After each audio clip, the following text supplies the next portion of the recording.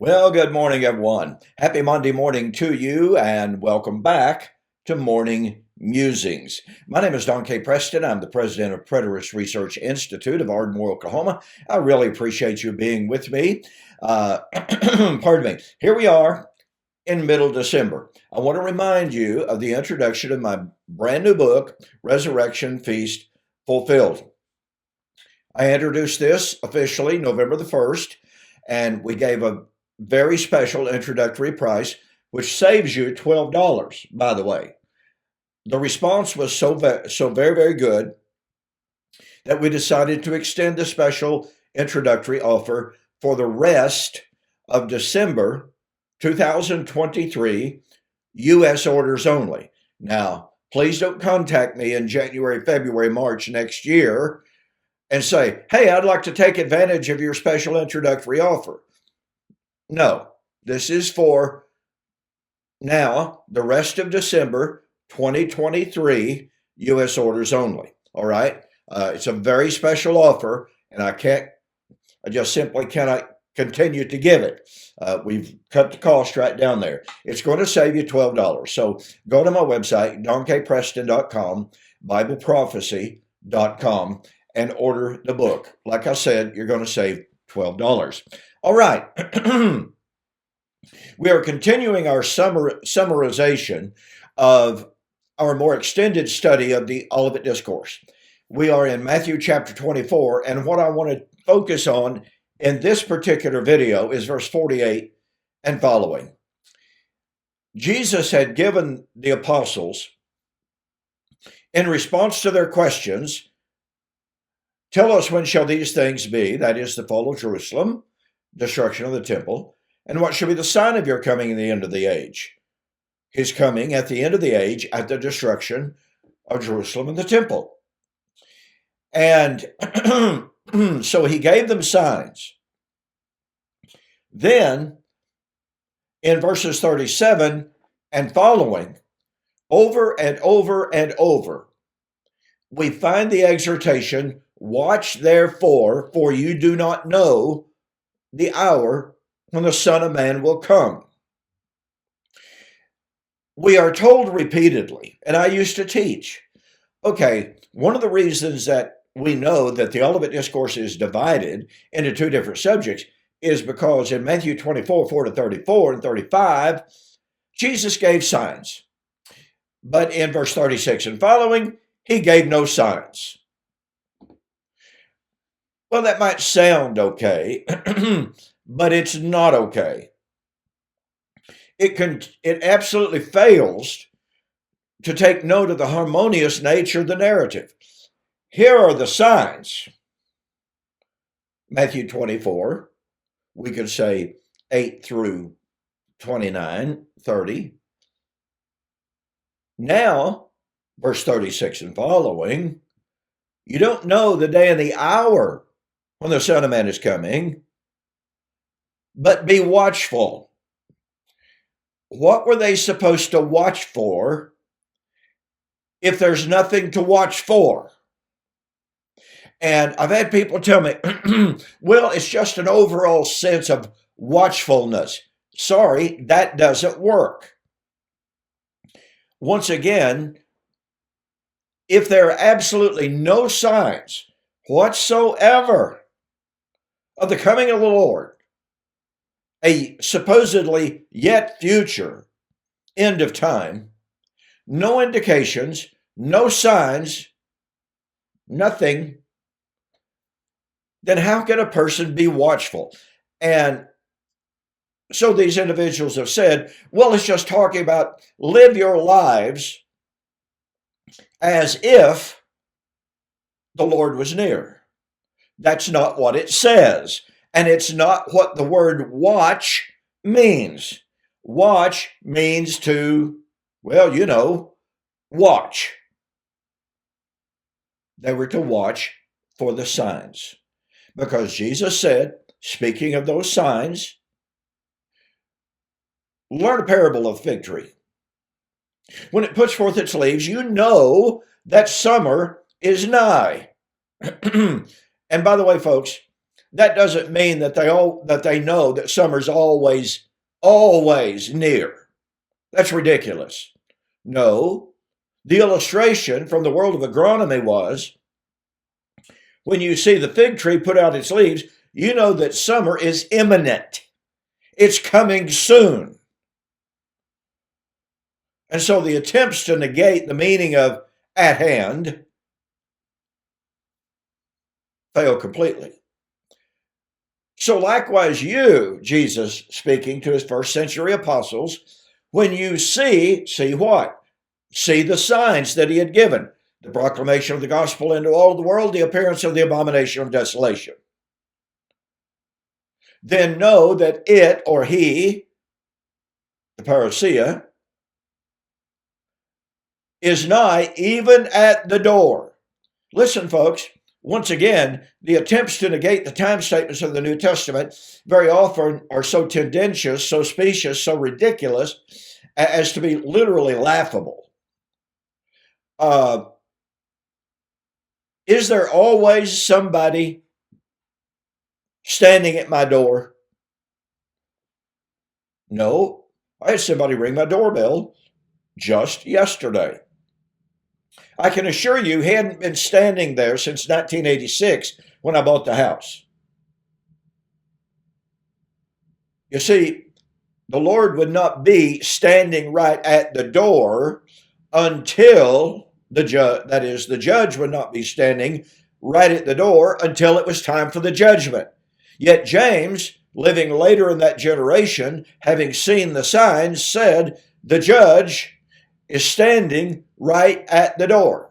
He didn't say he's always been there, which again is specious and it's just silly. So, when Jesus said, watch therefore, Jesus was emphasizing that by watching for the signs, they could know the parousia, the kingdom, the judgment, the resurrection was at hand. But then he says in Matthew chapter 24, verse 48 and following, but if that wicked servant shall say in his heart, my master delays his coming, whereas the New American Standard Version says, pardon me, that's not what the servant said. If that wicked servant shall say, my master will not come for a long time, and shall begin to beat the other servants and to do unjustly and to do wickedly, the master shall come at an hour that he does not know, and shall cut him asunder. I want you to notice, Jesus has affirmed in clearest terms possible how they could know that his coming was at hand, right at the door. But there would be those whom he labeled as wicked servants who would say, well, my master isn't coming for a long time. Let me ask you a question. Do you suppose that servant was saying, well, you know, my master's not coming until centuries to millennia after I'm dead, so I'm going to eat, drink, and be merry? Do you suppose he's saying that? Well, you know he's not. You know that servant knew the master was coming in his generation. Just like the wise servants who had tended to the house faithfully were rewarded. So we have two groups of servants within the same identical temporal framework. One said, oh, my master is delayed his coming. The other said, I don't know when he's coming, but I'm going to act properly and I'm going to watch for him. Now, there are a couple of things here. First of all, I want you to notice this repeated use. I've already alluded to this. Let me reiterate it. Let me drive it home. Jesus has already said over and over, he's referred to it. He's quoted or cited it, the coming of the Son of Man. ladies and gentlemen, this really is quite remarkable. He has spoken in Matthew chapter 24, verse 30. They shall see the Son of Man coming on the clouds of heaven with power and great glory. Virtually all scholars agree that is a direct citation, or echo, if you please, of Daniel 7, 13 and 14. Now, mind you, here is Jesus himself applying, therefore, Daniel 7, 13 and 14 to his parousia in judgment. Whereas most commentators say, well, Daniel 7, 13 and 14 was fulfilled when Jesus ascended to the Father in Acts chapter 1. Sorry, Jesus applied Daniel 7, 13 and 14, the coming of the Son of Man on the clouds of heaven, to his coming in judgment, not to his ascension. And I've cited this before, but it's extremely interesting and I think significant. Craig Keener points out in his commentary on Acts that when the early church writers, now, is this definitive proof? No, because the early church writers were commonly wrong on many issues. In fact, on a lot of issues, they were just downright weird. Nonetheless, Craig Keener points out, and the reason I cite this is because so many people say, well, Preston, you don't agree with the early church fathers, therefore you're wrong. Well, let's see. Craig Keener points out that in the earliest of the church writers, when they appealed to the ascension of Christ, they did not appeal to Daniel chapter 7, they appealed to Psalms chapter 110. And so those modern commentators who say, oh, Daniel chapter 7 is clearly Acts chapter 1, then they're the ones standing at odds with the early church writers. And it's not the preterist after all. Don't you think that's kind of ironic? But here's my point. The coming of the Son of Man in Daniel chapter 7 is confined, and remember, once again, Jesus is quoting from Daniel 7, 13 and 14 of the coming of the Son of Man on the clouds of heaven. Daniel 7, 13 and 14 is the only Old Testament prophecy of the coming of the Son of Man on the clouds of heaven in judgment. Period. Full stop, as some people like to say.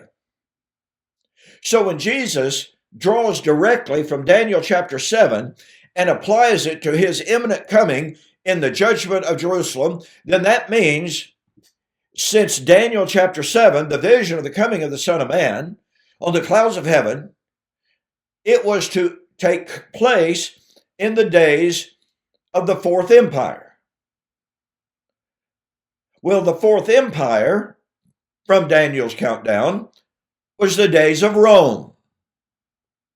It's not some imaginary end of time. And I had somebody jump up the other day and tell me, Preston, the Fourth Empire, that was the Ptolemies and the Seleucids. Really? Then who is the Son of Man who received the everlasting kingdom that shall never pass away? Never be destroyed. Sorry, Ptolemies and Seleucids, and the little horn being even Antiochus Epiphanes, it doesn't work. It simply doesn't work. So, once again, my point is, Daniel 7, the coming of the Son of Man on the clouds of heaven in judgment, is posited in the days of the Fourth Empire. Jesus said, citing Daniel chapter 7, that the Son of Man was going to come on the clouds of heaven with power and great glory. And oh, by the way, at that time, the kingdom of heaven would be nigh. Luke chapter 21. These are the same prophecy, ladies and gentlemen. And that means that the coming of the Son of Man in Matthew chapter 24, 37 through the end of the chapter and into chapter 25 is restricted to the days of the Roman Empire. Now, when we look at the wicked servant, the coming of the Son of Man was to be in his lifetime, in his generation. It wasn't to be 300 or 400 years away. It was to be, in that generation. We've got more on this wicked servant and what he had to say. But keep in mind the coming of the Son of Man and being watchful for the signs. I'll see you on the flip side.